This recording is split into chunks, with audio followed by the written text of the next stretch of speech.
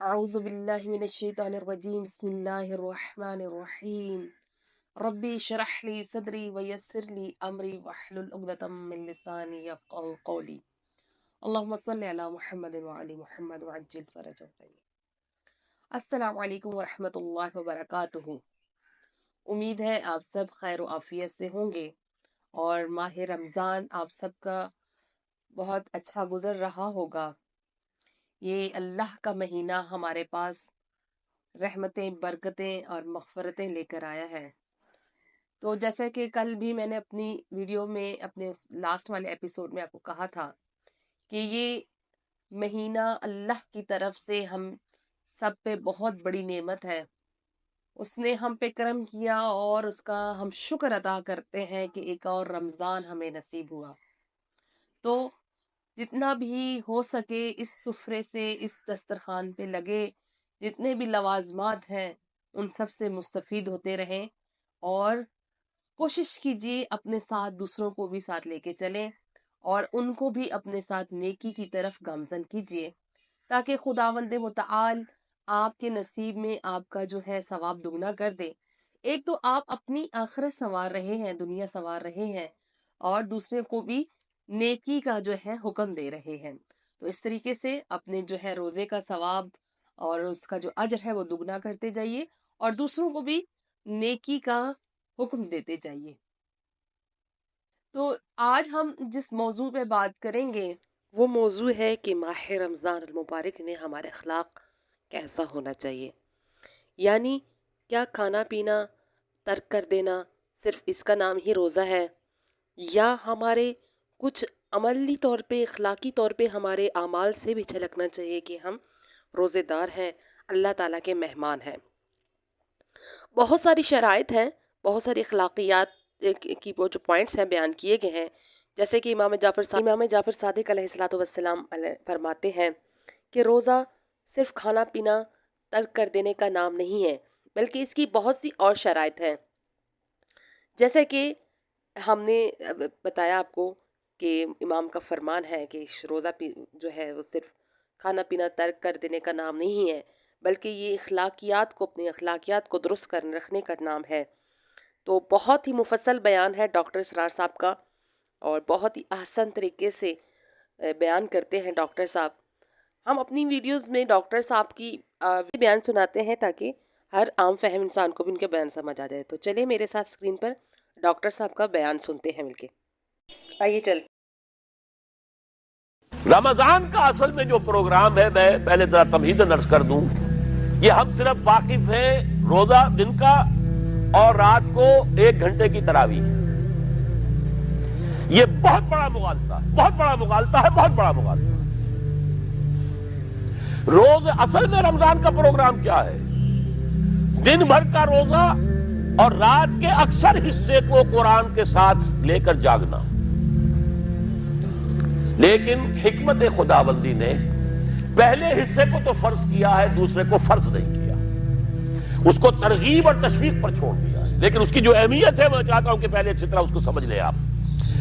دیکھیے پہلی حدیث اس میں ہے ان سلمان الفارسی رضی اللہ تعالی عنہ قال خطبنا رسول اللہ صلی اللہ علیہ وسلم فی آخر یوم من شعبان. حضرت سلمان فارسی سے مروی ہے، انہوں نے فرمایا کہ خطبہ ارشاد فرمایا ہمیں اللہ کے رسول نے صلی اللہ علیہ وسلم شعبان کے آخری دن. فقال، آپ نے ارشاد فرمایا، یہ خطبہ طویل ہے، میں نے صرف شروع کے چند جملے یہاں نقل کیے ہیں.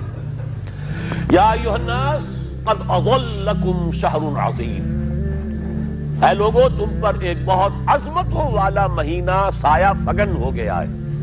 دیکھیے سایہ فگن سے وہ انگریزی کا محاورہ آپ کے ذہن میں آنا چاہیے، coming events cast their shadows before. ابھی رمضان شروع نہیں ہوا ہے، شعبان کا آخری دن ہے، تو وہ کمنگ ایونٹ جو ہے رمضان مبارک، اس کا سایہ آ گیا ہے تم پر.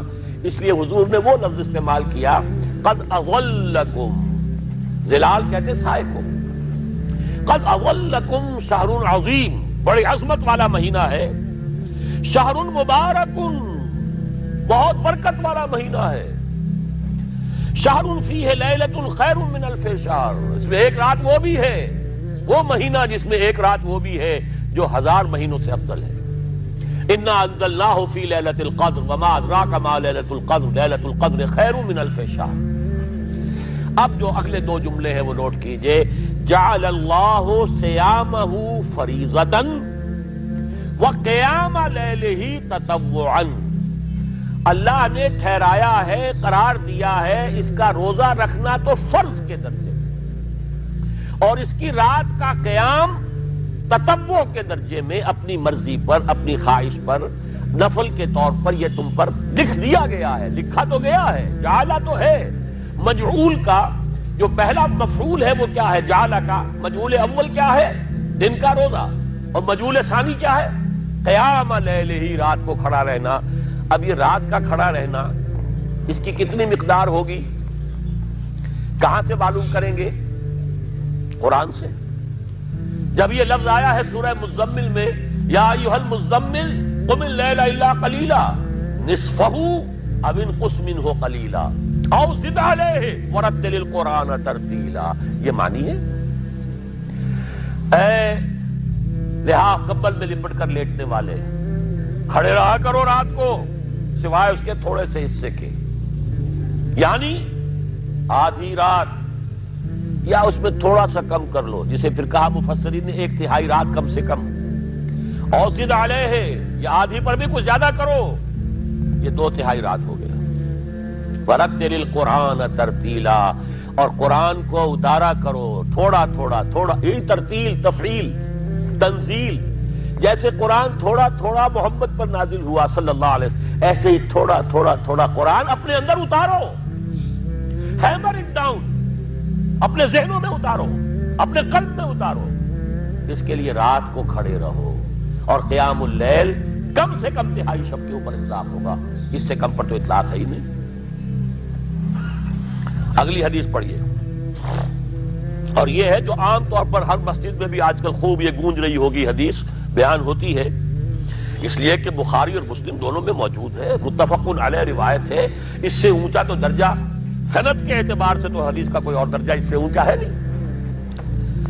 عن ابی ہریرہ رضی اللہ عنہ قال قال رسول اللہ صلی اللہ علیہ وسلم، حضرت ابو ہریرہ سے روایت ہے، آپ نے فرمایا کہ حضور نے ارشاد فرمایا، من صام رمضان ایمانا واحتسابا غفر له ما تقدم من ذنبه، جس نے روزہ رکھا رمضان مبارک کے دوران اللہ پر یقین رکھتے ہوئے اور اس سے اجر و ثواب کے حاصل ہونے کی امید میں، اس کے تمام پچھلے گناہ معاف ہو جاتے ہیں۔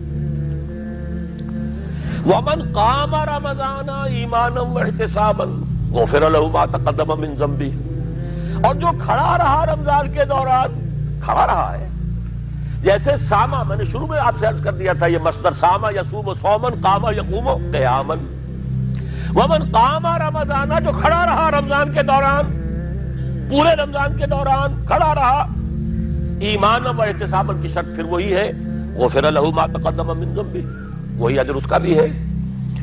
ومن قام لیلۃ القدر ایمانا واحتسابا غفر له ما تقدم من ذنبه، اور جو خاص طور پر لیلۃ القدر میں کھڑا رہا ایمان اور احتساب کے ساتھ، اس کے بھی پچھلے گناہ معاف ہو گئے۔ اب یہ قامہ اور ساما جیسے آ رہا ہے ایک دوسرے کے ساتھ پیرلل ہو کر، اس کو نوٹ کر لیں۔ من ساما رمضان من قام رمضان، کیا یہ 1 گھنٹے کی تراویح جو ہے اس پر پوری اترتی ہے؟ نسبت خاک رابع عالم پاک ہوتا، کوئی اس میں ریشو پروپورشن جڑتی نہیں۔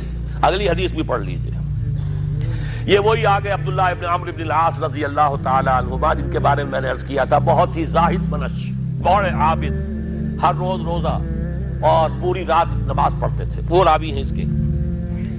عن عبداللہ ابن عمرو رضی اللہ عنہما ان رسول اللہ صلی اللہ علیہ وسلم قال الصیام والقرآن یشفعان للعبد، روزہ اور قرآن دونوں بندے کے حق میں شفاعت کریں گے۔